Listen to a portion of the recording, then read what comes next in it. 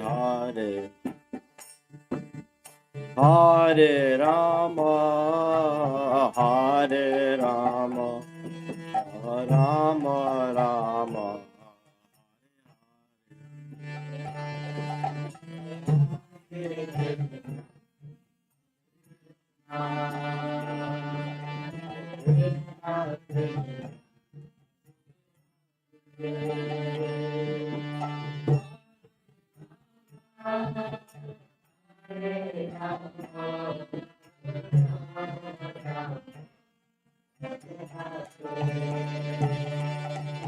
Hare Krishna, Hare Krishna,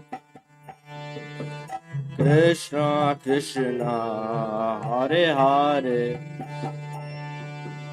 Hare Rama, Hare Rama, Rama Rama, Hare Hare.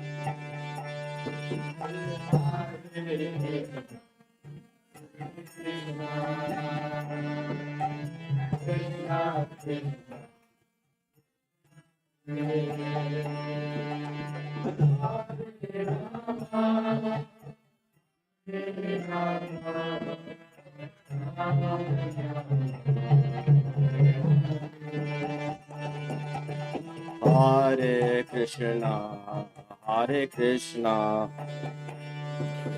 Krishna Krishna, Hare Hare, Hare Rama, Hare Rama, Rama Rama, Hare Hare.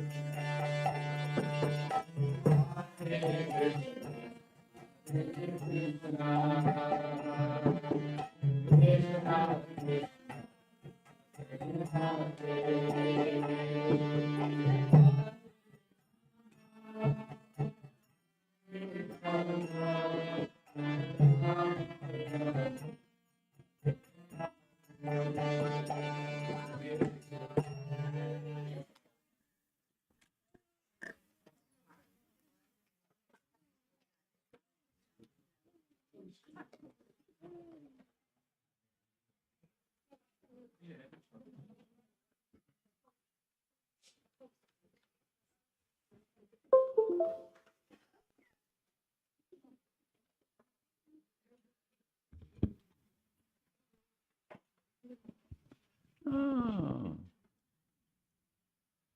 Hare Krishna.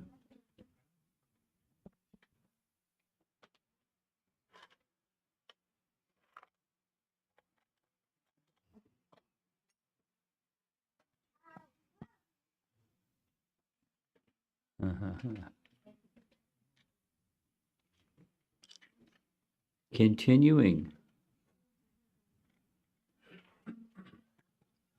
with chapter 9 of Canto 7. The title of this section is Fear and Fearlessness.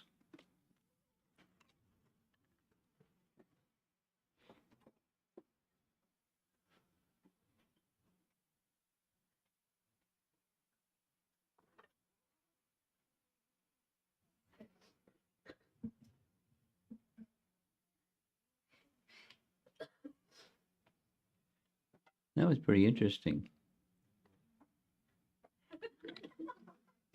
Like he's a fly and you're shooing the fly or something.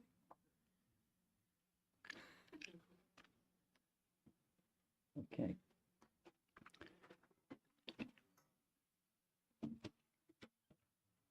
Is there anybody with us that wasn't with us in the late morning midday session and would like a little review of what happens in the beginning part of chapter 9? Okay.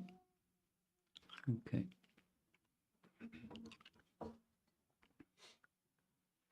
Chapter 9 comes after chapter 8.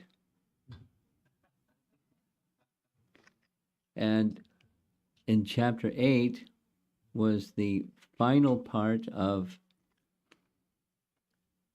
the teachings of Prahlada.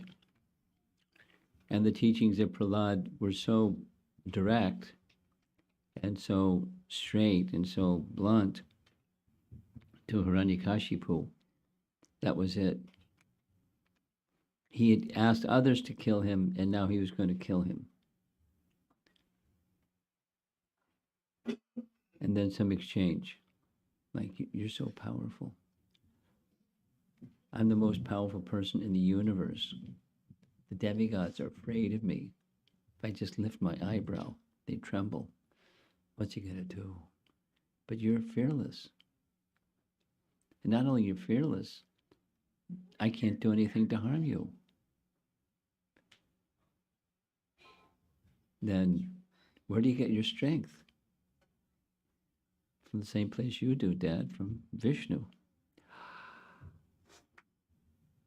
Where is Vishnu? I'll finish him.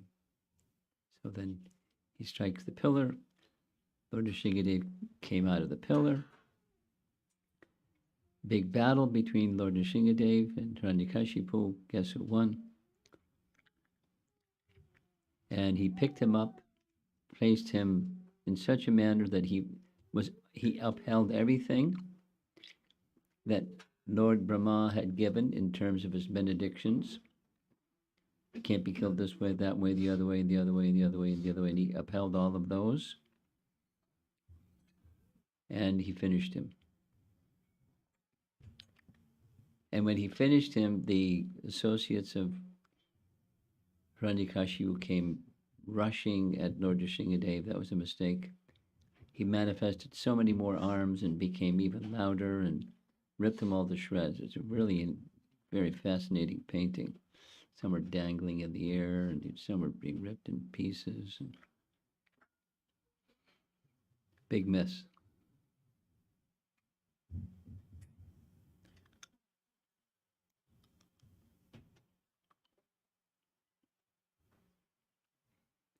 And then the demigods came forward one by one, offering prayers. The Lord Nrsimhadev was still roaring. This is the end of chapter 8, beginning of chapter 9. The demigods were unsuccessful. They asked Lakshmi to come forward. She was afraid. She had never seen this form before and didn't know what to do. Lord Brahma approached. This is chapter 9. Lord Brahma approached Prahlada. He appeared for you because he was so enraged by the behavior of your father. So you go forward. So he went forward, being urged.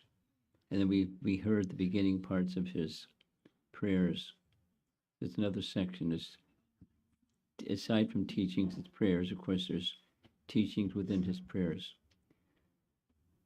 So within his prayers, he's describing his humility, or there's expressions of humility. And I'm not qualified, and I'm this and that, and the demigod, they're so qualified, and it must be that there's some bhakti that's within me that was given to me by Narada, that somehow Lord Nrsimhadev became calm. Not only he became calm, but Prahlada had prostrated himself before Lord Nrsimhadev. He picked him up, placed his paw, his hand, on his head, transformed Prahlada into a state of ecstasy, and began speaking. So that's where we ended. He was saying the nature of service to you, the last verse we discussed. The nature of service to you is that while one is honoring you, they themselves are being decorated, just like, gives the example, when one decorates one's face in a mirror, you can see the reflection of the face in the mirror being decorated, but actually it's your own face that's being decorated. So similarly, by service to you, one is being decorated with nice qualities and nice situation because of service to you. Everything is there.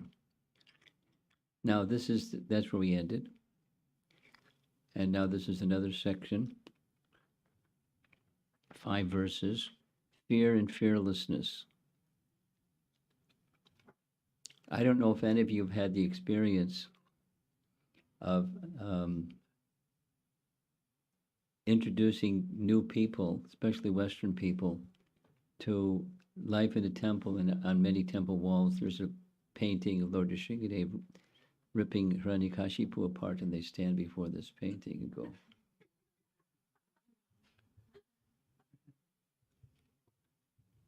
Indradumna Maharaj tells a nice story. The first time his mother came, that's what she did. She just did this.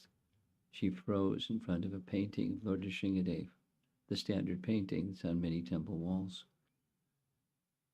Was that?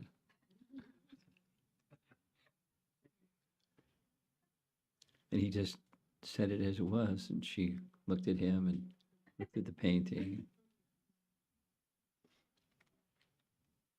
And he's a great devotee of Lord Nrsimhadev, by the way. So, text 13. There we go. Your appearance in this fearsome form is your pastime for your own pleasure. Such an incarnation is always meant for the protection and improvement of the universe. Now, Prahlada is just a little boy, but he understands about the personality of Godhead very, very well.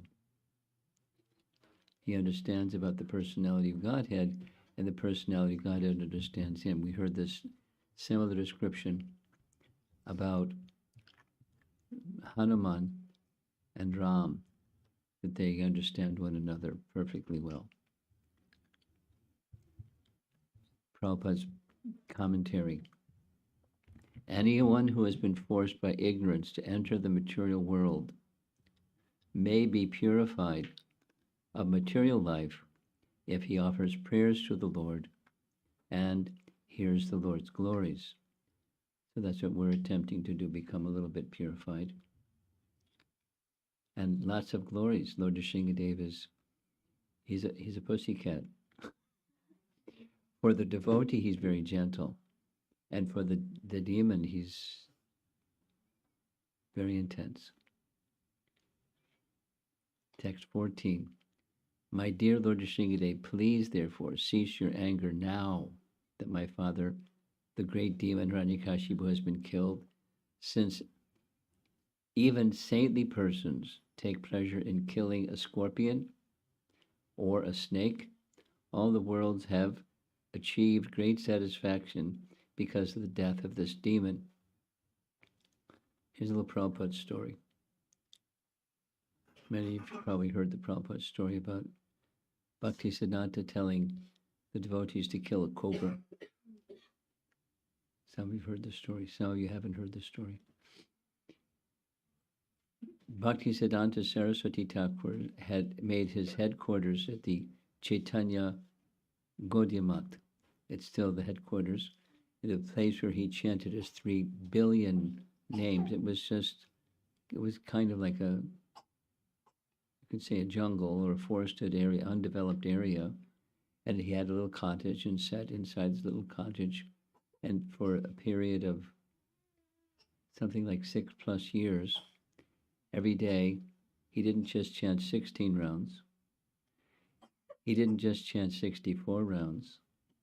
He chanted 3 times 64 rounds every day for 6 years, every day.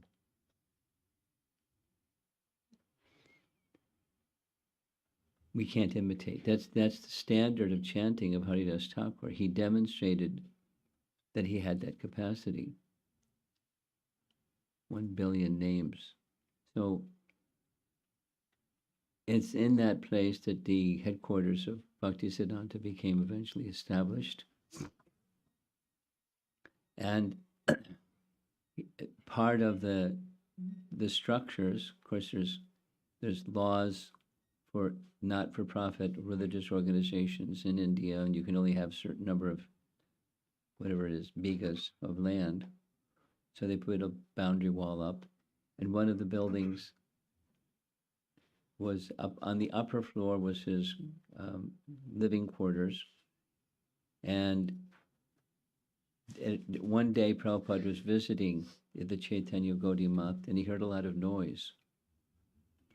You know, Bengalis making a lot of noise. So he went to see what was going on, and they had sticks, and they were screaming, and there was a cobra. They were afraid of the cobra.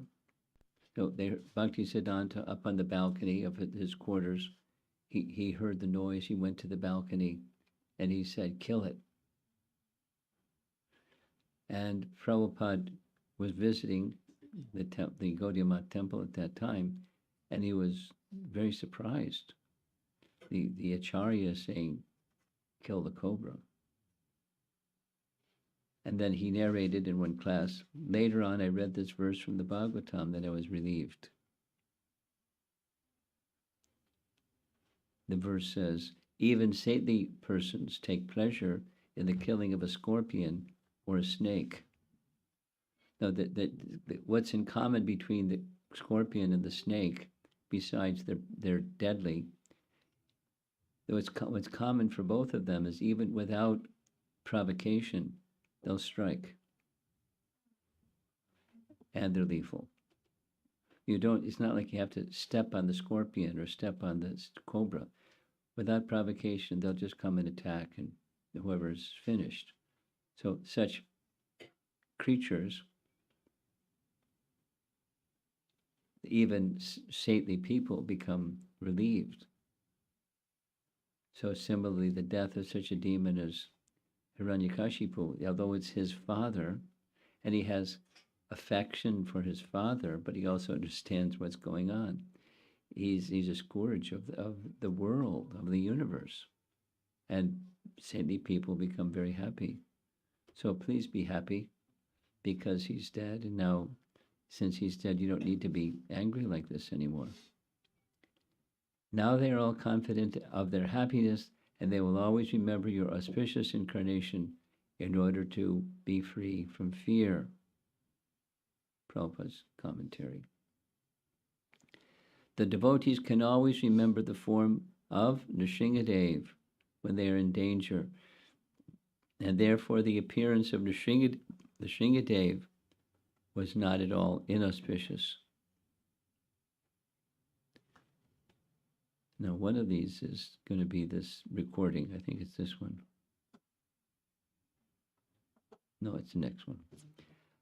I do not fear your sharp, pinching teeth, your garland of intestines, your mane soaked with blood, or your high, wedge-like ears. So when, like a cat, maybe you've seen cats, when they're ready to pounce on a mouse or something, their ears go up, and they stare and just wait for the right moment. They're crouched and ready to jump.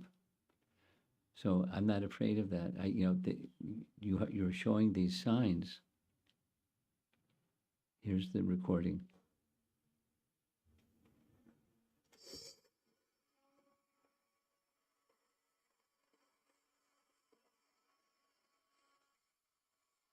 It goes on for quite some time, by the way.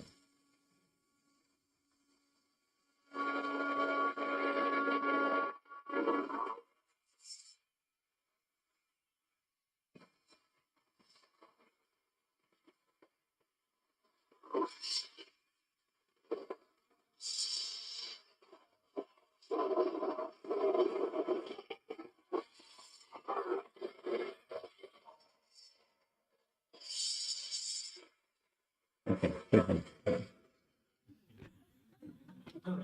Goes on for a while. This is a recording that temples, I got it from a temple that used this for Lord Nrsingadev drama in their temple.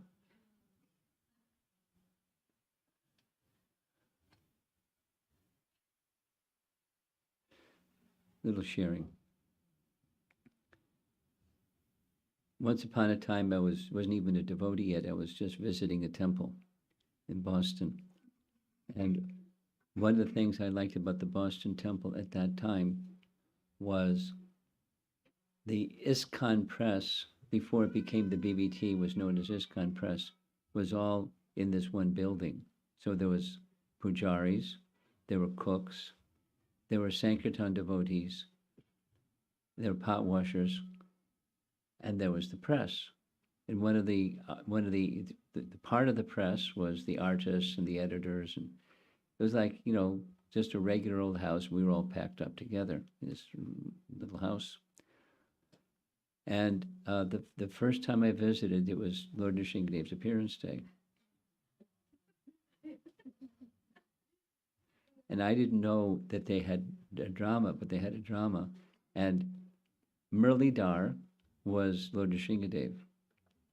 But nobody knew that, because we were just visitors, and he was hiding behind a large curtain. So by the sides of the windows, there was a large curtain that went all the way to the ground, that he was hiding behind the curtain.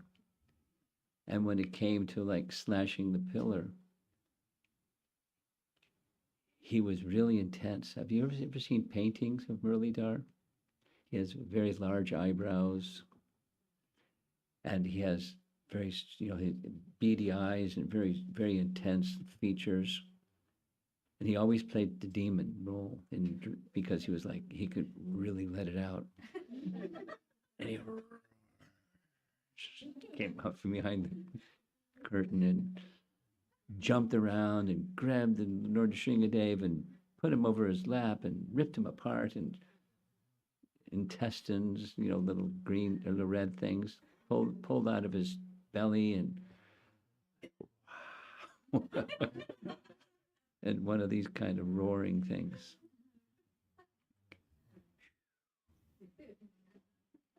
That was new. It was like, wow. Okay.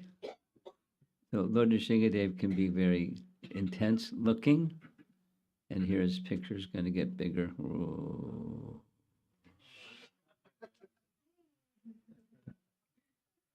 Okay, enough with the visuals. The lion is very fearsome for other animals, but its cubs are not at all afraid of the lion. There's the lion, and the lion with the cub. So similarly, the water of the sea, it's Prabhupada's purport, is certainly dreadful for all living entities on land, but within the sea, even small fish are unafraid. Why? Because the small fish has taken shelter of the big ocean. It is said that although great elephants are taken away by the flooding waters of the river, the small fish swim opposite the current. So Prahlada is little, but he's unafraid, like the cub or like the little fish, and he recognizes the purpose of his appearance. Therefore, although the Lord sometimes assumes a fierce appearance to kill the Duskritis, the devotees worship him. There's the smashed apart pillar.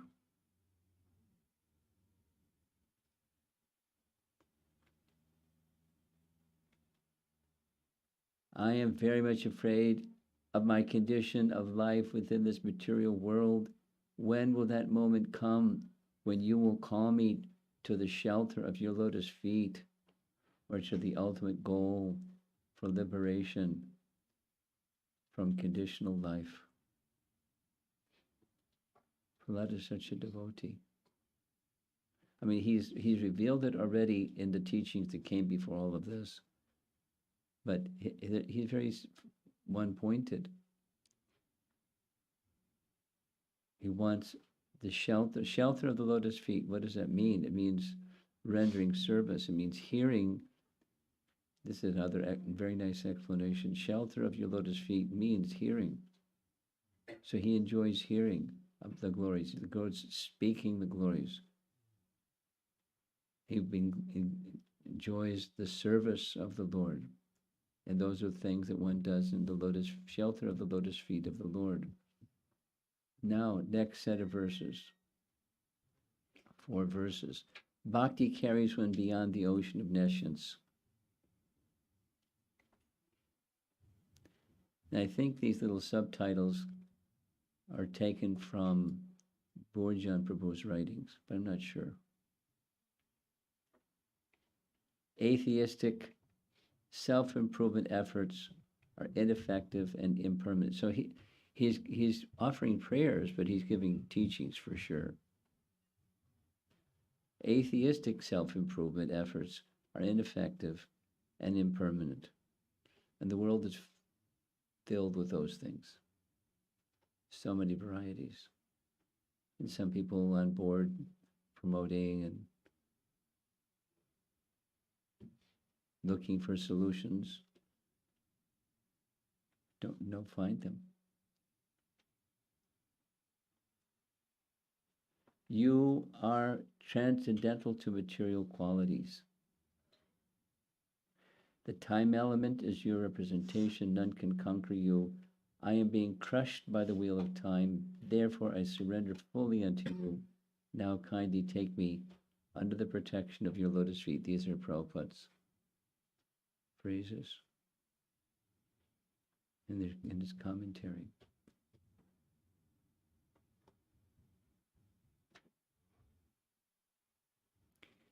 Just a little sharing.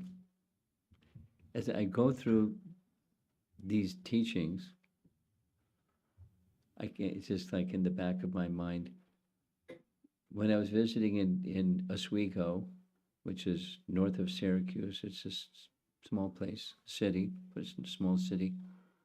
There was a family that had 4 children, and the youngest of the small children came up after the final class that we had, and he just had one question. I couldn't understand what he was asking because he was very soft-spoken, but he was very sincere. So I said,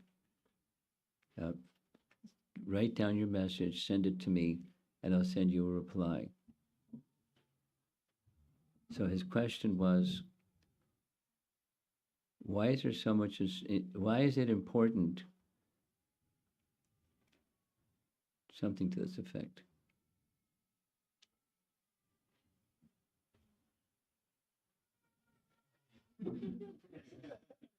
He recognizes the cry. It's amazing. Okay.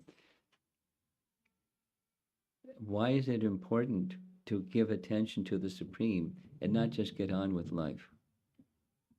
I was a little, like maybe 6, 7 years old, because he was coming with his parents because his parents had strong interest, and he had an older brother who was like Mr. Philosopher.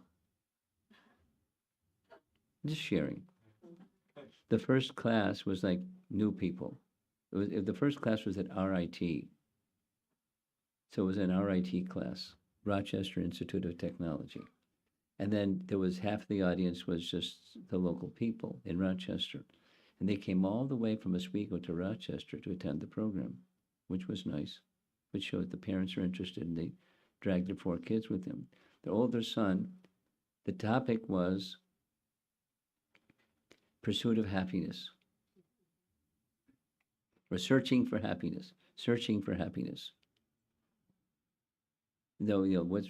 real happiness and what's not real happiness, and how do you find real happiness? So his older brother said, why is happiness important?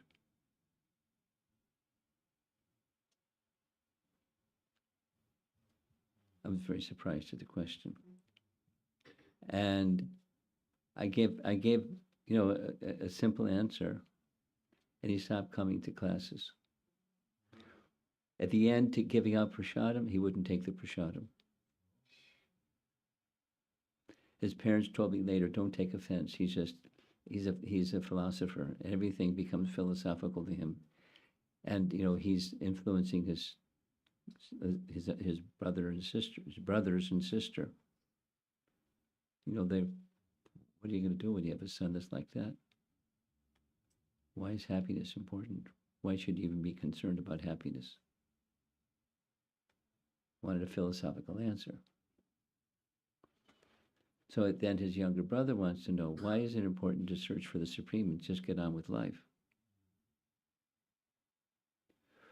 So I'm just sharing with you, as I'm going through and listening to Prabhupada's lectures, that question is a question that many people have, and he was addressing the question again. And we're not like doubting the answer, but there's an affinity for just getting on with life. No change. There's kesara sara, and you sprinkle in some Maha Mantra and and some other things, and then life goes on.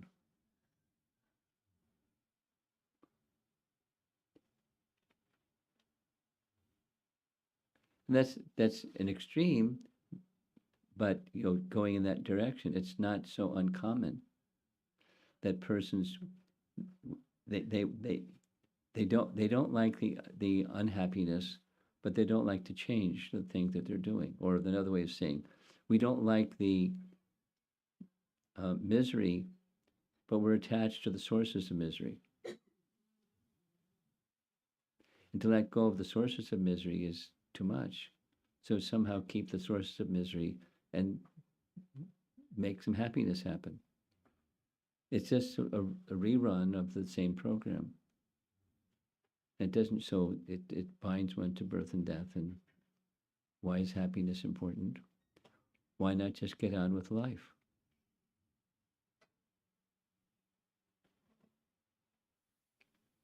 I'm being crushed by the wheel of time, and therefore I surrender fully unto you. Now kindly take me under the protection of your lotus feet.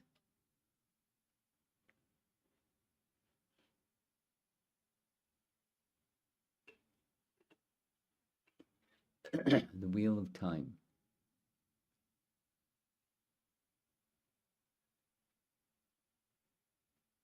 Has anybody here had some fascination with the topic of time?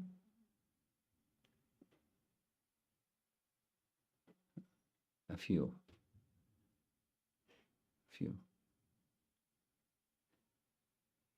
It's one of the 5 main topics in Srimad Bhagavatam, and it's the one that's spoken about the least, as far as number of verses in Bhagavad Gita about it.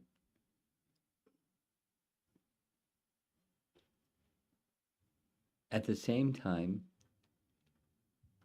without time, nothing happens. Time is essential for anything to happen. So what is it? What is this essential thing that's crushing everything that gets in its way? Anyway, so it's a fascinating topic, a really fascinating topic.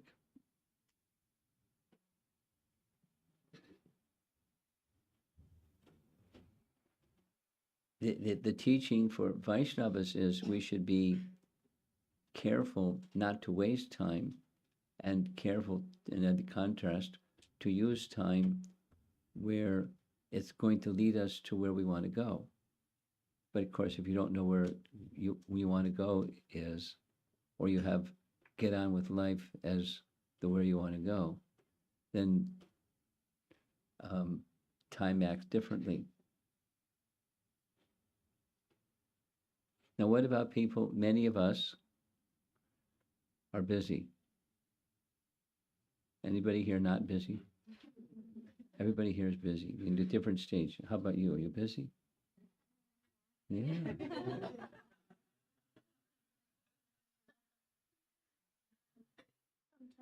Sometimes. Many of us find it's really difficult to have the time to do what you know is really important. I'm going to go off on time a little bit, but just because it's a nice topic and it's important to understand what is this thing anyways. In Ishopanishad, Prabhupada writes, which is true, many people, when we invite them to devotional something, they say, I don't have time. And it's true, they don't have time. And then Prabhupada explains in Ishopanishad, the time energy works differently. For persons who are averse to Krishna, they're kept so busy they don't have time. And persons that turn their attention to Krishna, somehow the time energy works differently. I mean, it's not like, snap your fingers and now the time works differently, but there is time. And time doesn't simply crush. Some few weeks ago, there was this is just sharing. It's on topic, but it's a little over there in left field. I was invited to a Zoom call with some number of people, 30, 40, 50 people, I don't know the number, on a Zoom call that were from Tamil-speaking group. You were in the audience. It was 700 people. How many? 700. Really? It's more public, so it's more than 1,000. 500. I only saw so many on this Zoom screen. You saw the number at the bottom. Okay, so discussion on chapter 9 Bhagavad Gita. And in 1 hour, cover chapter 9 Bhagavad Gita, and then questions. The questions went on for quite some time. One of the questions was a lady who was a doctor something. Now she spoke English, so we didn't need a translator. And her question, she said, I'm a physician, practicing medical doctor, and I've been doing this for some number of years, and now I have a very clear idea of what my prescribed duty is. It's medical practice. Then a few months ago, I received Bhagavad Gita, and I became very inspired by the message of Bhagavad Gita, but I'm perplexed. How am I going to apply this in my life? Because my prescribed duty takes up my whole day. There's my family and my work, and those are prescribed duties. And so, but I'm very inspired. How do I do it? And I was thinking, I didn't say it, but I was thinking, she's from such a pious place, with credentials of piety, by her manner of speech and so forth. 50 years old, and that's when she reached from South India, and that's when she reached Bhagavad Gita. And it touched her so much that she's like trying to figure out how I'm going to fit this into my busy life. So time. I mean, in many factors, how time is working.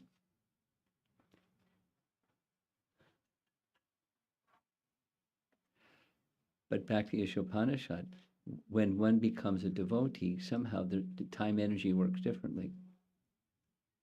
It doesn't mean, some magic happens. It just means that the time energy, which does what is being described here, doesn't act on the devotee in the same way that it acts on one who's not engaged in devotion to Krishna, or Lord Nrsimhadev, or Lord Ramachandra, or the personality of Godhead. The time energy will work differently. And if with that faith, then there is time, not unlimited. So when busy people know how to manage their time, and they manage their time wisely, and their time management becomes purposeful. Not just, I'm attracted to this, and I'm not as attracted to that, so I do more of this and less of that.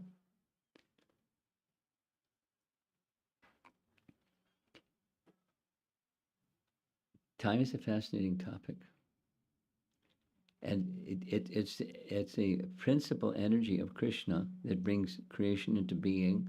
It allows things to be maintained, and it brings things to destruction. Everything that has a beginning is brought into being by time, and is destroyed by time, over time. So, very important to understand this is Krishna's way of acting with us, or interacting with us. And we have the opportunity to use our time wisely and take up the opportunities provided to us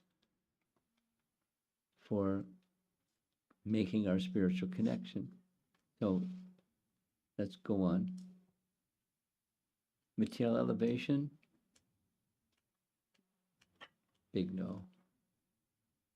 He's speaking to Lord Nrsingadev, but of course, he's speaking to us, or through the Bhagavatam we're hearing, but this is his conversation, his prayer.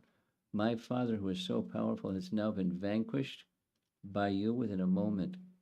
The most powerful person is now gone.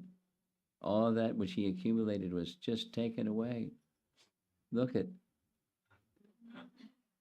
Bhakti, Mukti, whoop, Siddhi. Wow.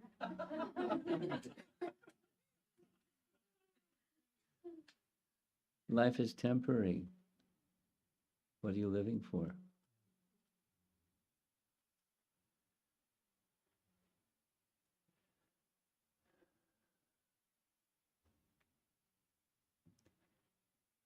Padma Kara Prasada. There's a nice painting, Lord Nrsingadev with his hand upon Prahlad's head, offering prayers. Similarly, the so-called material bodies of devotees who fully engage in the devotional service of the Lord, being constantly in the fire of spiritual life, have nothing to do with matter, but are spiritualized. Prabhupada gives the example. No, that's iron cannonballs. Iron cannonballs? That's not Prabhupada's example. I don't know where that one comes from. Iron in touch with fire, yes, it becomes fire. But iron cannonballs. Anyway, Viham has become fire. So the spiritualized body in touch with Krishna through the medium of devotional service becomes spiritualized. So the utilization of things of this world in service to Krishna becomes spiritualized. I mean, just like our assembly here, this is just a home. But when I'm used to our gatherings in this home upstairs in front of the deities, and now we have more people, so everyone's not going to fit up there. But I'm sure from the worship, you in your homes also have a place where you do some worship. When you do some worship, the whole atmosphere becomes spiritualized, it becomes sanctified. Even someplace that's seemingly ordinary. I mean, just a nice example. Some of you have probably been to 26 2nd Avenue. Remember the first time I went to 26th Avenue? Just walking in the place, you feel something. Anyone's had that experience? Yes. The vibration of the place. When the place was leased again, they had to, the floor was a wreck. So they had to remove this wreck floor and put in a new floor. But the walls are the same walls. And somebody managed, I think it was Dayananda, he managed to save the wood.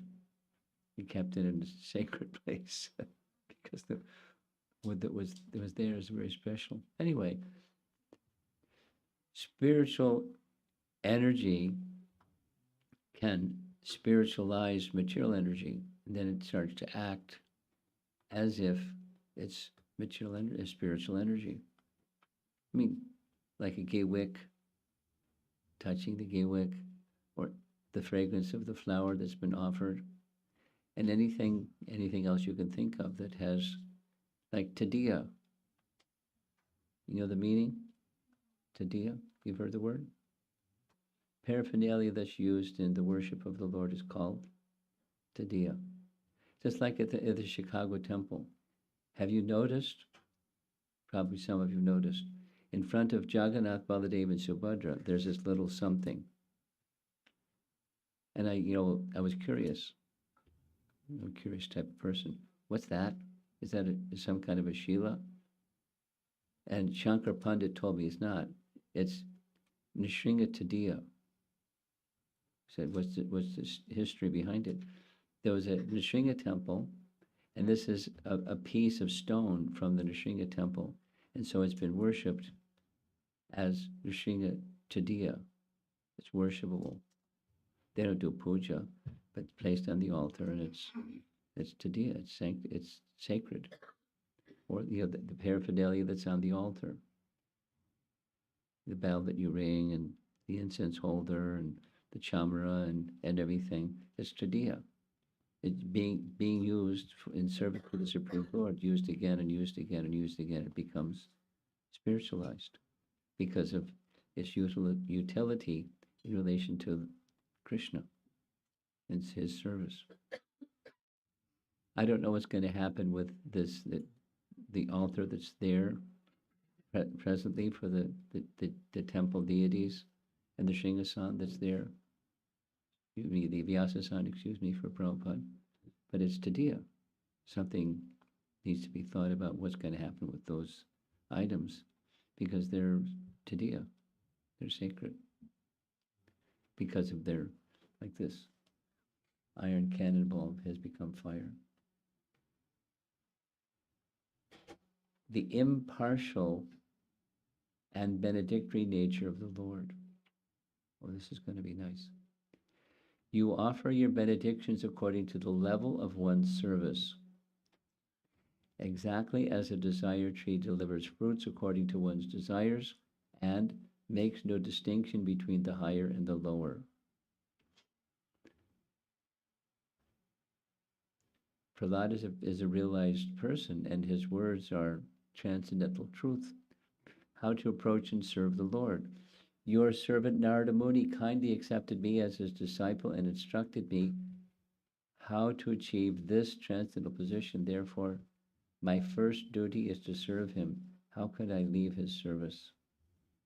Now, he's not being asked to leave his service, but he's making the statement that he's, as he now has this opportunity to be before the personality of Godhead and offer prayers, very eloquent prayers, in part because the Lord has touched his head, knowing that he wants to offer prayers, so he benedicted him so he could offer very nice prayers. But I'm nowhere without Narada Muni. He instructed me, he accepted me and instructed me. Therefore, my first duty is to serve him. Very important message, text 28.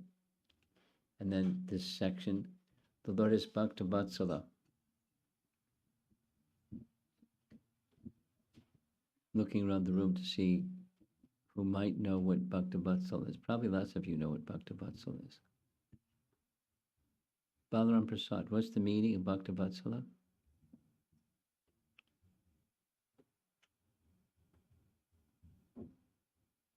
Lord is always capable of protecting.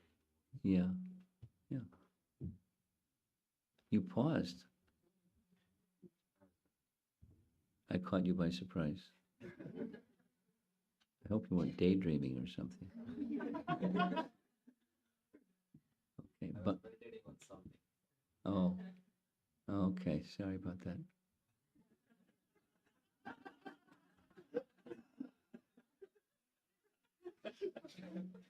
Now, the different forms of the Lord exhibit this feature of Bhakta Vatsala in different ways, but it's a feature of the personality of Godhead. There was this discussion yesterday at your home about compassion and mercy and how are these similar. So I found I have this whole presentation has 4 different Sanskrit terms on shades of meaning of different words that are like compassion. But here's another one, Bhakta Vatsala. I sent it to.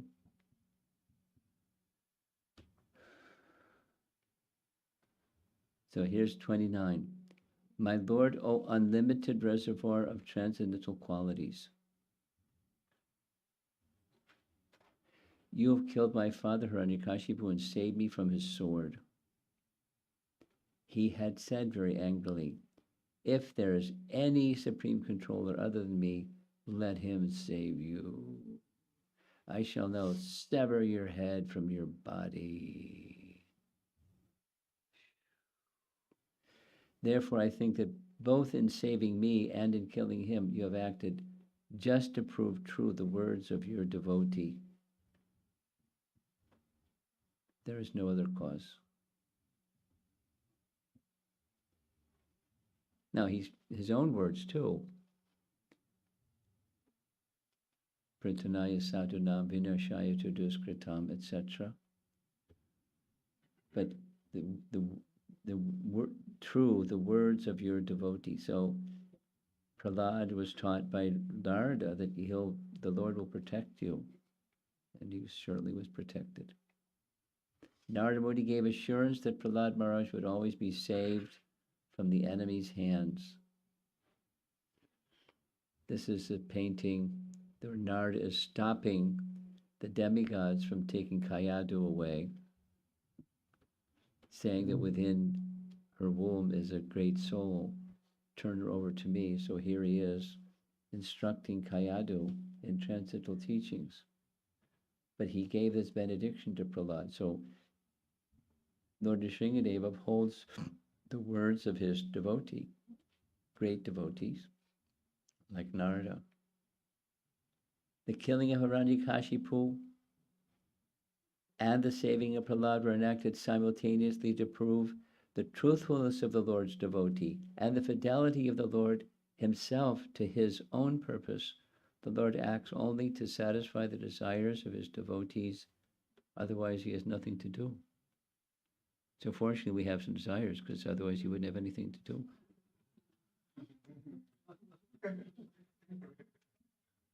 But we have desires, that's for sure. And we just try by bhakti life to redirect those desires to him. We're almost finished with this section. I think I'm going to end when we finish this section. Vishwanath Chakravarti Thakur writes,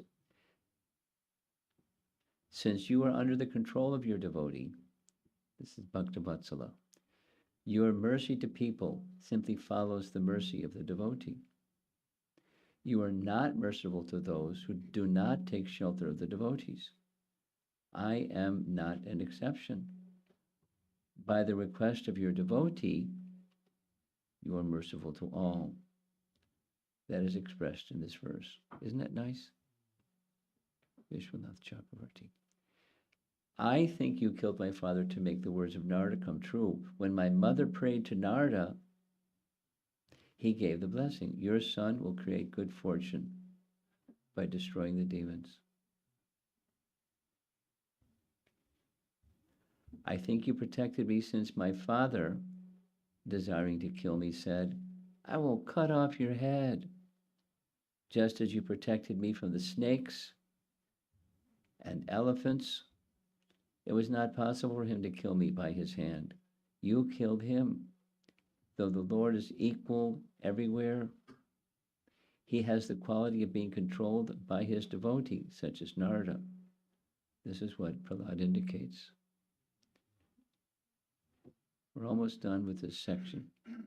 When he personally does something, it is only to satisfy his devotee, which is similar to the same idea as expressed. He very much favors his devoted servant as Bhaktavatsala. And I think that covers the section. And we're halfway through the chapter.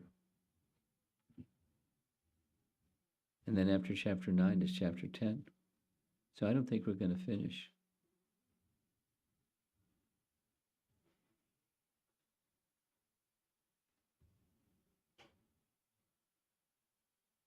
And chapter 10 is really nice.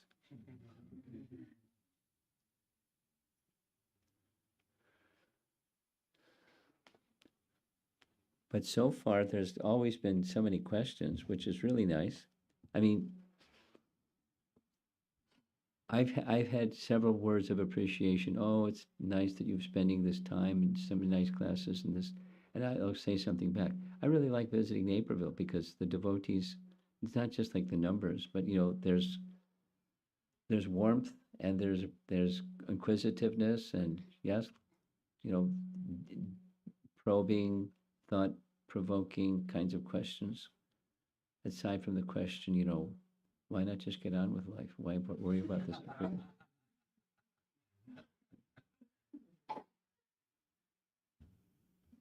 From his atheist philosopher brother. But at least he's asking instead of not coming. And he took prasadam too. That was a good sign. So I forgot during the midday program to say something I've been asked to say. So and I'll say it now because otherwise I might forget. The new temple. That's the little message. And it wasn't your mother, but I'll let you guess who the person was that asked me a couple times to say something. He gave a number that it's $300,000 in 3 weeks. Now I don't know what happens if you doesn't have the $300,000. It's not like the temple's not going to open. I don't know how that works, and I don't know if he's listening to this. But once in a lifetime, and once in a lifetime, and once in a lifetime. But guess what? After this is built, what's going to happen? They're going to take down the front building, and there's going to be once in a lifetime for that too.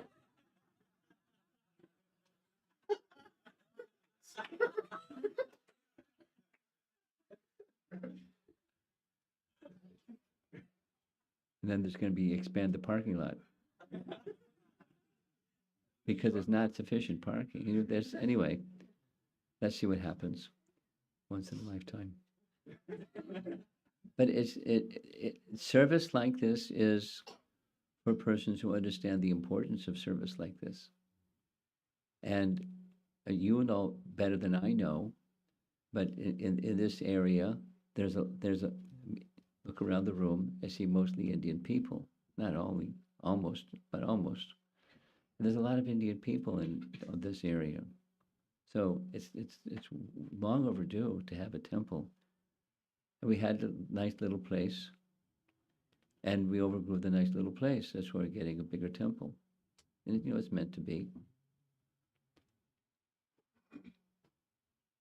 So it's not going to happen unless, well, it will happen by Krishna's mercy. But Krishna's mercy can flow through the Krishna's devotees. And so the way that I understand a little bit about fundraising is there's a few people that give a lot, and there's some people that give in between, and there's a lot of people that give little. And that's how fundraising comes together, generally speaking. So if you don't have to give a lot, to give some, well, you probably already done something. So maybe I'm just speaking to the chorus, but help make it happen. And it's a service that will be for our disciplic succession and giving the message to a lot of people. And fortunately, there are some opportunities here and there that are being expanded where people can be reached outside of going to the temple. But having the temple helps a lot. I'll just another little sharing. When I was in Oswego and Syracuse and Rochester and Ithaca, all those places, because there's a college in all those places, so I did something into the colleges in all those places. The makeup of people who attended was about 95% non-resident Indians, non-resident Indians, 90%, whatever you want to call them, non-Indian people. And there was a sprinkling of Indian people. And one of the ways that they got people together was very creative. I remember having discussions with your mother about this in the past, but venues, and we were thinking more about outreach and less about like building this nice temple.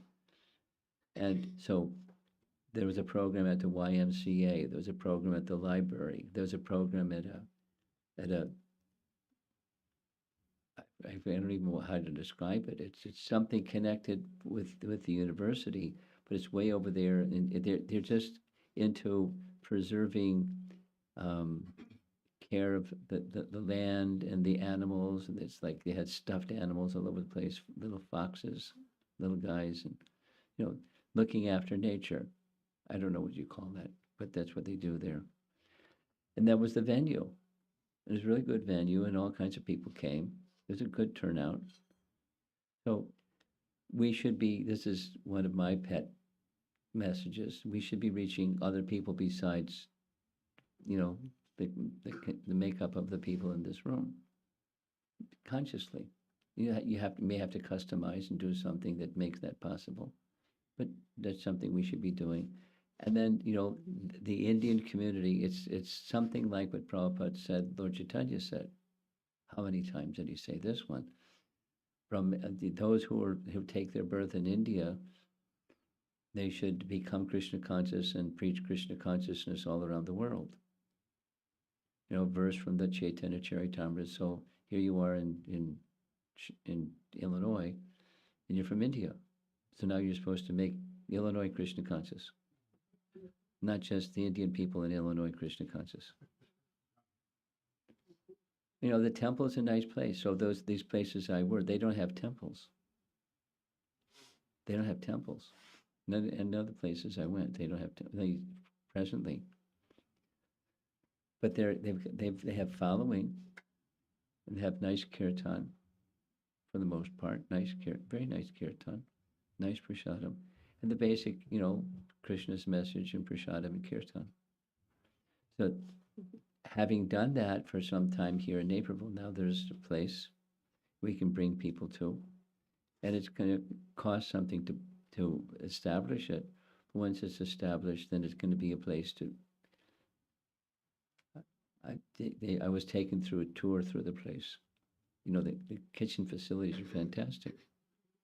Lots of prasadam distribution is going to go on from that place, I'm sure. And it's going to take people to do it, and some of you may be doing it. Who knows what's going to happen coming up in the future. After once in a lifetime raising the funds, it's once in a lifetime getting that kitchen and prepare prasadam and clean the pots. Once in a lifetime.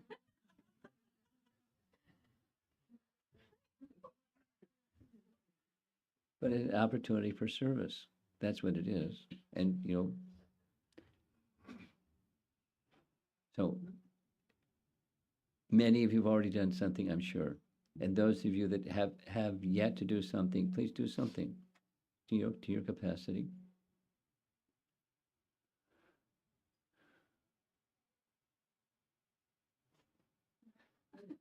Duty calls, huh?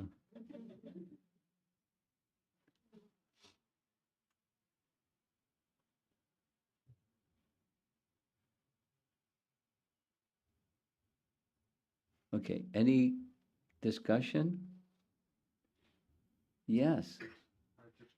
Hare Krishna, Brajvallabha. There's a couple of us here.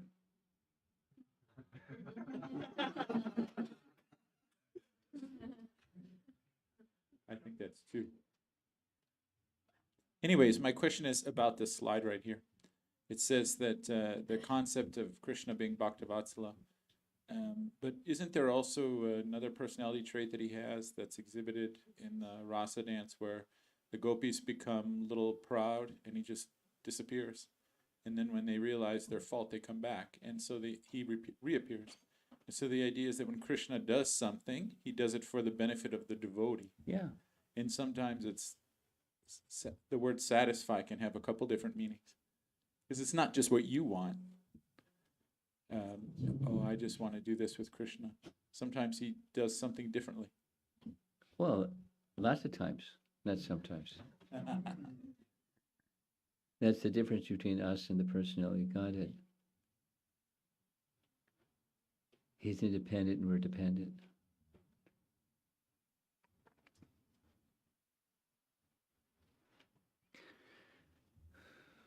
So you're making a comment. Yeah, when he does things that look like, uh-oh, that's not the way it was supposed to be. My plan for happiness looked a little different than that one. Well, I guess the question is then for us is when that happens and we had this attachment to it being A, not B. Yeah, then you feel something. Exactly. You How do we feel frustrated or something, some negative emotion. tips on how to deal with that? How to deal with it? Just turn the channel. We had this discussion yesterday evening. That's quite okay. We can do it again because it's one of those recycled questions.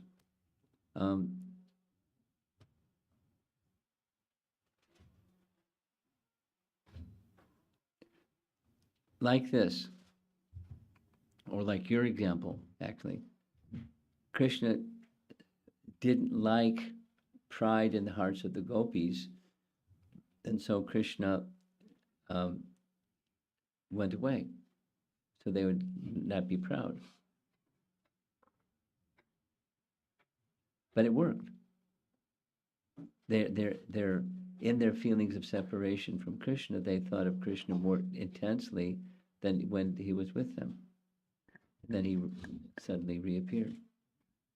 So things may happen when we're going through them that we don't understand what's going on. There's a lot of that. But there's a purpose behind. And the purpose may not be something that we understand right away. But there's a bigger picture going on, and we're in good hands. The Supreme Controller's hands.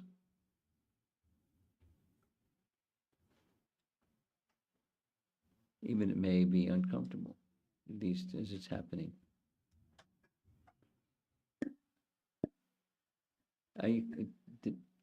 It's very similar to the question yesterday. Maybe you can just listen to it, because I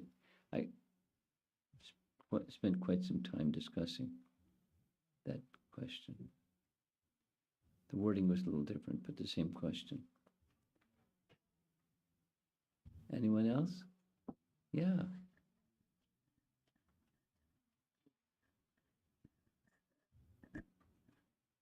Maharaj, I recently heard from one of the Madhvacharyas.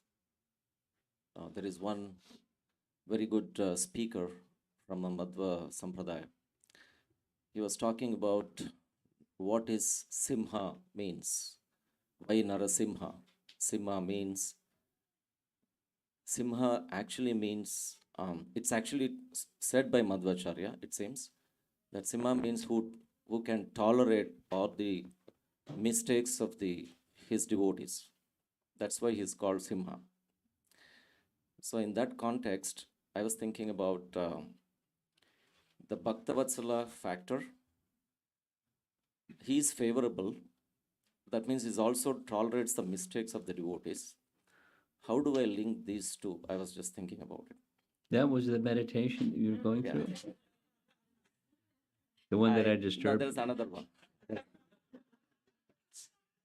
There is the other one which I was meditating. The meditation was, yesterday we were thinking about that Hanuman went to, his abode is, currently he's in Kimpurusha Varsha. Kimpurusha Varsha, yeah. Prahlada Maharaj is in Harivarsha. Harivarsha, right. And Dhruva is in his planet, which is Dhruvaloka. not Dhruva's planet. But all these great devotees, and in Prahlada Maharaj also explains, if take up devotional service, all the 14 generations is liberated. That means they're out of their material world? No. Maybe? No. So I was thinking all these three great devotees, they're still in this material world. And what is the purpose of Prahlada Maharaj still in this Harivarsha, and what is this? What is to this? propagate pure devotional service.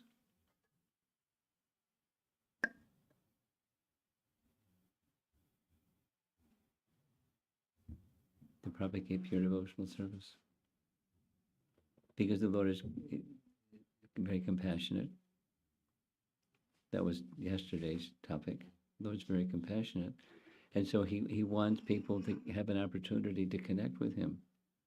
So sometimes he has perfected souls participate in helping people become connected to him because he's compassionate. It's explicitly said like that about Hanuman, but the same principle for Prahlad. Actually, he is, yes, pure devotion, but the people who are in Kim Purusha Varsha, they will get that pure devotion. How do I understand that person? Because we are in this earth planet, and Prahlad Maharaj is there in his Varsha, Hari Varsha. But that's not another planet. It's Bhumandala. Yeah, Bhumandala. What I mean to say, we are in. How is he spreading that devotion service?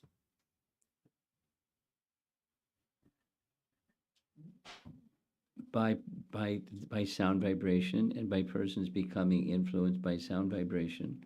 That's how preaching works. And people may, in course of time move from this varsha to that varsha. Why not?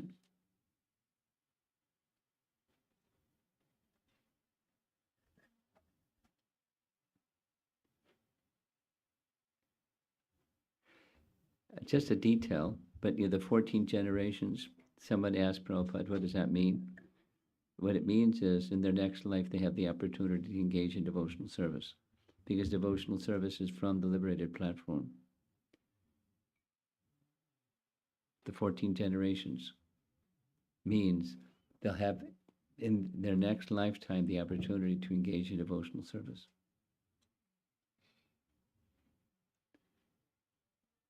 Doesn't mean if Vaikuntha Vimana descends and takes them to Vaikuntha. That may happen, but it doesn't necessarily mean that. Now back to the other meditation, the meaning of Singha. So the question you want to hear something further about it. Restate succinctly the question again. The Bhaktavatsala is favorable and is protecting the devotees. Yeah. And he also tolerates the mistakes of the devotees as a Simha. Yeah, why not? Do you see a contradiction? I don't. Where's the contradiction? The contradiction, I'm just kind of confused. There, basically, the devotees, of course, they make mistakes. And then he's tolerating and is also favorable. Well, you have children. Do they make mistakes? Of course. No. Maybe the other one, but not this one.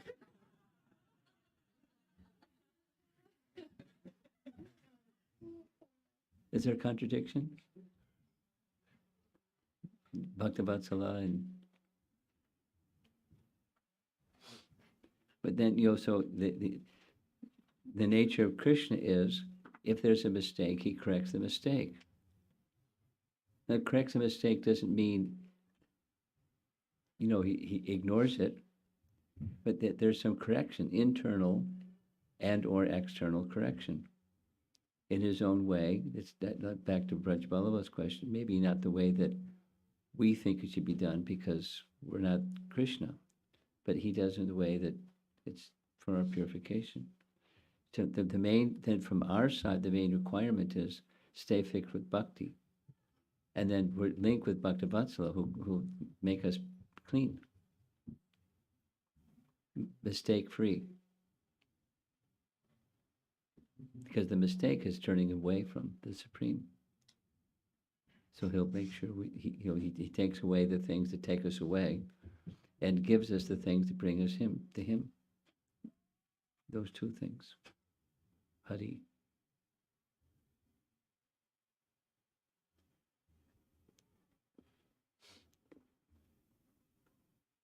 Could you say it again? This Madhvacharya speaker said that a member of that mat said that Madhvacharya's teaching is that the word simha means Who can tolerate the mistakes of the devotees. That's the meaning of the Simha. That's what it said. there's probably other meanings too, but that's a nice one.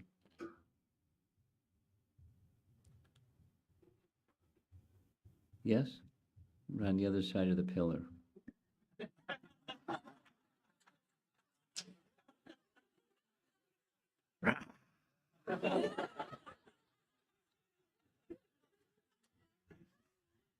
Go ahead.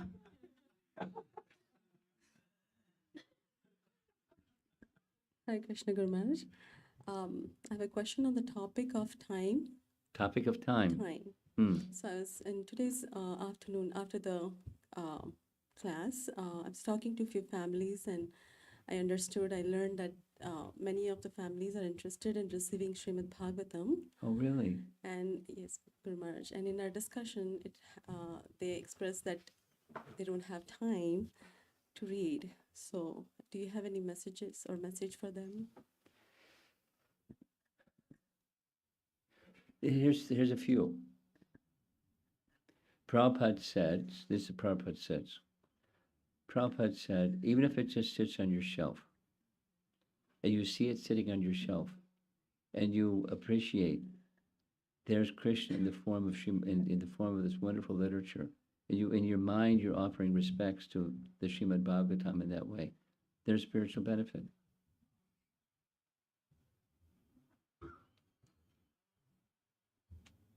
Then another, I don't have time.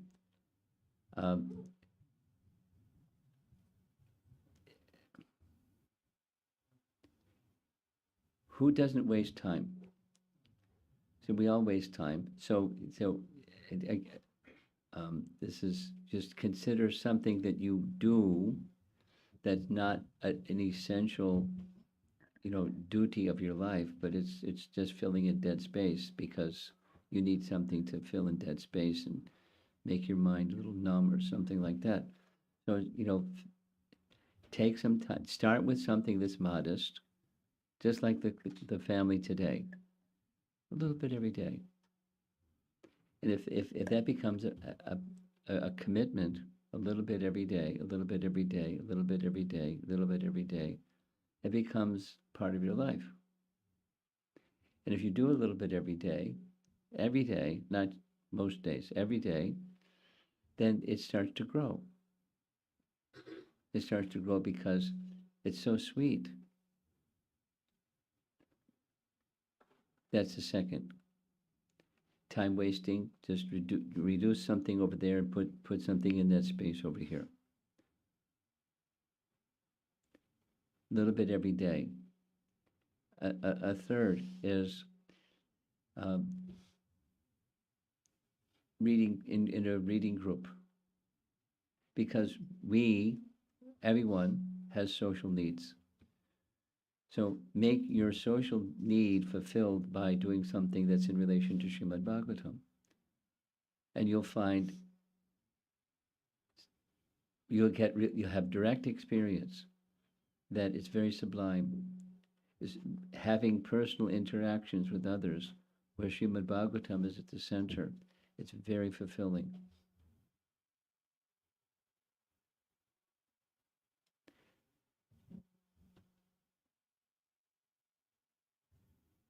Those are three.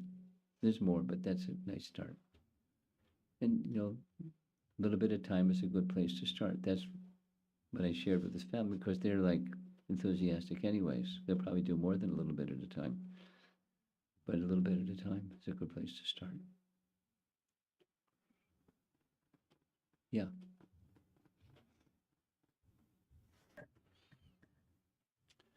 Guru Maharaj, I have a short question, but one of the set of verses that I'm liking very much is in this 87th chapter of the 10th canto, where the Shruti, not exactly the verses, but in the purports,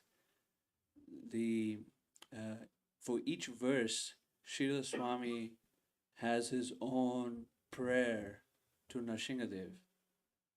As the Shrutis are glorifying the Lord, he has his own verse that's expressed. Really? Yeah, very beautiful verses. And I guess my question is... It's in the BBT commentary? This much. Wow. And my question is, are you aware if Srila Swami is a devotee of Nrsimhadev? I'm not aware. but I wouldn't be surprised.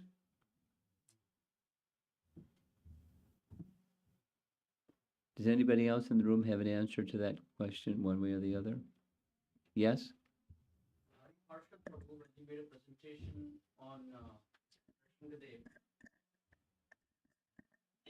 which you shared with us, he was referring to one of the verses that Sridhar Swami compiled about Lakshmi Narasimhadev, But that doesn't give the answer to this question. which was Sridhar Swami, devotee, is it Ishtadev? Is he in a string of bhakta? That was the question. Yes, you have an answer? The same Haribhash Prabhu when he was doing seminar in Yeah. Kishore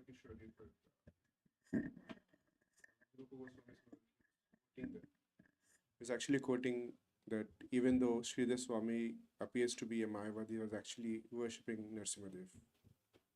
So I remember hearing that. And I'll try to find that seminar. Well, I just ask him. And you know, for some verification. Makes sense, but we'll look, see if we get some pramana on that topic.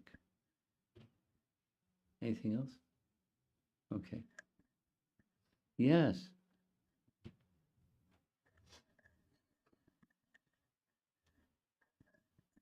Hare Krishna Maharaj. I was thinking about that first slide, I think it was, where it was said that how when Hiranyakasipu, when cruel people die, the sages rejoice, and it's comparing, with the death of a scorpion, how sages rejoice. I was thinking about that topic, and we see that in the Bhagavatam many times. At least one thing that comes up in my mind is when Kaliya, was on the death throes. Then his wives, the Nagapatnis, they were, happy because they thought, well, if he's killed by Krishna, then he's going to receive liberation. And so, and that point is kind of not understood by, people, and they find so much criticism with that aspect. I was wondering how to answer that, how to approach that.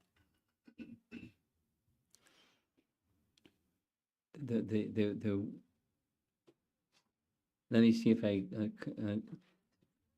not too many people read the Bhagavatam carefully like you, first of all. So I don't know how many people asked the question that you just asked. The question you just asked is, how do we understand the wives of the Kaliya serpent feeling really happy, or like, if Lord Krishna is going to kill him, this is good stuff because he's going to get liberation, and people object to that. Mm-hmm. That's what you're asking? Yes. Have you come across that? Yes, Maharaj. I was listening to a class by Radha Govinda Maharaj on this topic, and there were a lot of people in the audience who were, challenging that how can, they rejoice when their husband is dying, and so. In the audience that he was speaking to? Yes. Well, that's really nice that they read the Bhagavatam so carefully. I mean, that's my pranams to those people who read carefully like that. So what was his answer? Well, he said that they were not, Maharaj, I don't, it was more like that they were rejoicing because The wives. the wives. I can't. You can't remember exactly what he said. Yeah, what he said. Yes. So you want to hear what I have to say? Yes. Well, my understanding is pretty simple. They, although Kaliya was their husband, they were on a very elevated platform of devotion, a elevated platform of bhakti. They understood, for example, not about that being killed, but that the Lord's feet touching the hoods of our husband. How fortunate. A wife seeing somebody dancing on her husband's head isn't going to like it so much. But they liked it so much because they were devotees. They understood what mercy is being given to him. How fortunate. So My response is it's that simple. They're very special devotees. They're not ordinary people. They're very special devotees. And somehow they have serpent bodies. They're married to Kaliya, who's not nice. The body form is not nice, and his mentality was also not nice. But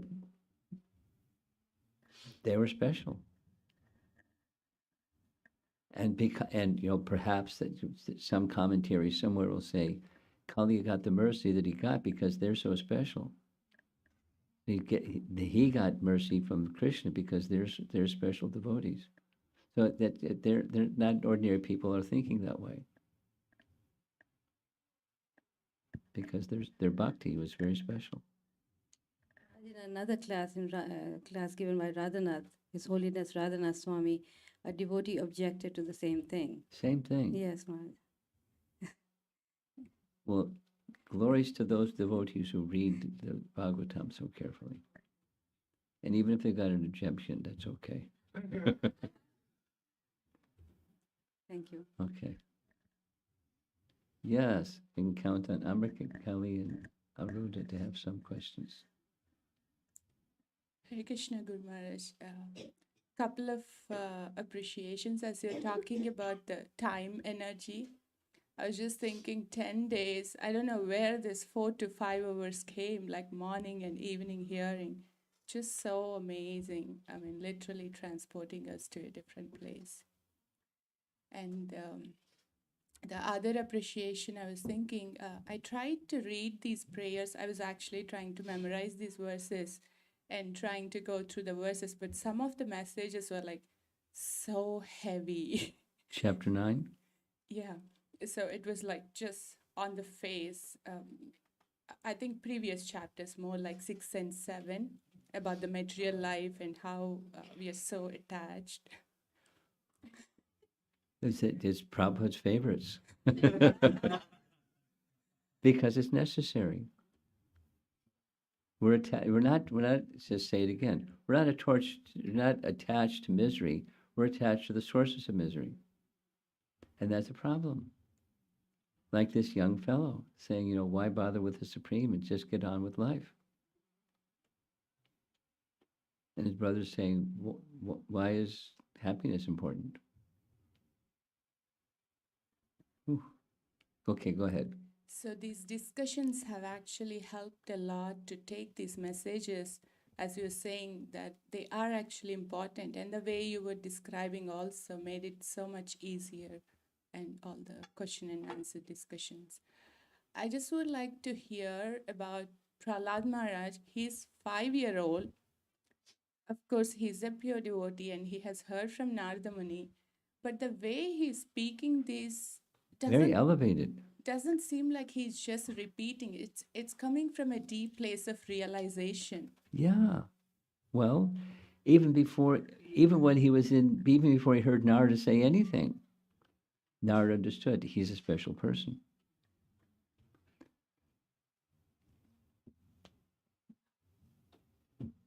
He had mercy before he even heard from Narada. And he's only 5 years old. That's how. Okay, looks like we're done. Anyone else? Okay, I'm sorry, okay. Offending the online people. Not for online. I had You have, okay. This is from the morning class, the 6th verse, Maharaj. There, Narada Muni says to, regarding the Prahlad, when Narasimha touched his head. Yes, yes. So, he got ecstasy, but before that he says he got completely cleansed, thoroughly cleansed, and he completely purified with all the material contaminations and desires.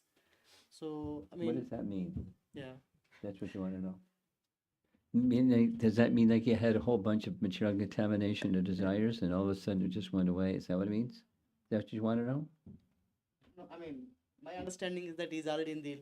Yeah, he's already perfect. So how you can get more perfect than perfect? Why Narada Muni is saying like that? why is Narada Muni saying like that, giving him the description that he Yes. became freed from all material Yes. contamination?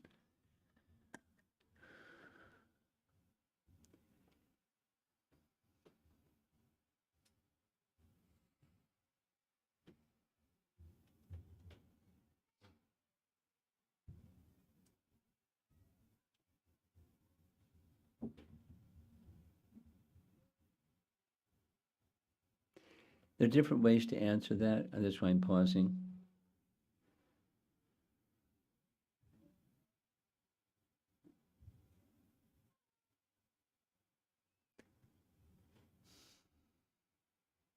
It's not the assumption. We can say what it's not, then we can say what it is. It's not that he was like still dirty, and then he was made clean. So he wasn't still dirty.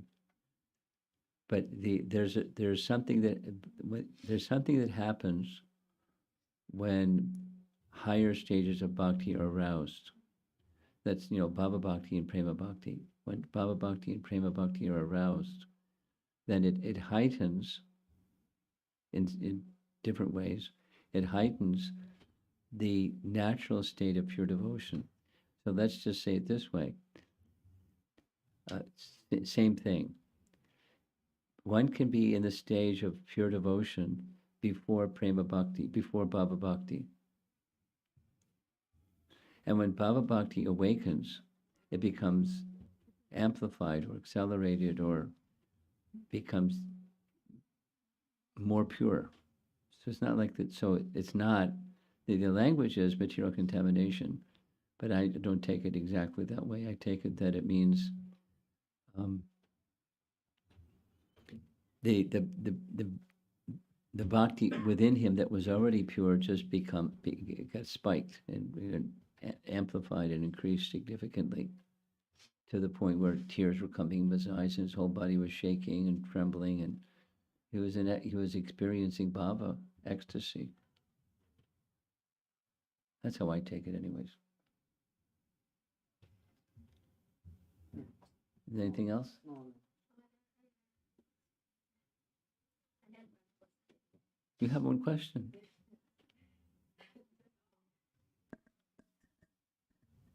My And this ques- could be the last question. Yes, my question was, I wonder what Narasimha Purana is like, whether it has more than, Bhagavatam is very explicitly telling the story of Prahlad from his life in his womb onwards. I was wondering about Narasimha Purana. What? I'm only a little bit familiar with Nrsimha Purana. And the little bit that I'm familiar with is quoted by our acharyas. And our acharyas say that in Nrsimha Purana, there's a different day of Brahma that's described in Nrsimha Purana. It's in Bhakti Sandarbha, where Jiva Goswami is quoting, Prahlad asks Lord Nrsimhadev, how did I become like this? How did I become so devoted to you? You familiar with this? Prahlad asked Lord Nrsimhadev, and he said, in your previous life, you were a Brahmana. If I remember correctly, even the name is given of the name of the Brahmana, something, something.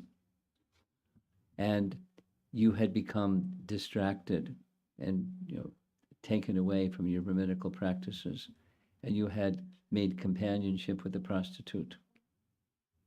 You were cohabiting with a prostitute.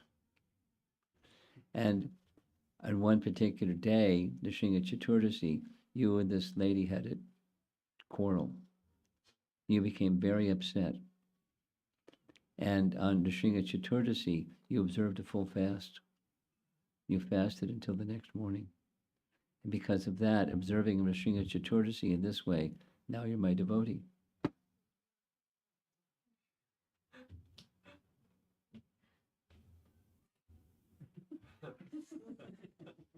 It's okay, there's the solution. Just cohabit with the prostitute, observe a full fast on Nrsimha Chaturdasi, and become Prahlad.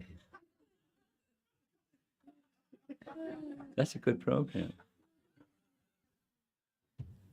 But it's, the comment in Bhakti Sandarbha, he says, this is an explanation of a different Prahlad that's mentioned in Srimad Bhagavatam. The Prahlad that's mentioned in Srimad Bhagavatam is said as coming in Canto 7, Chapter 10, Chapter 10 of Canto 7. He was sent from Vaikuntha. So he was already eligible, and Aura already eligible. And then there was Narada. Okay. But I haven't read Nrsimha Purana. I just know that little bit from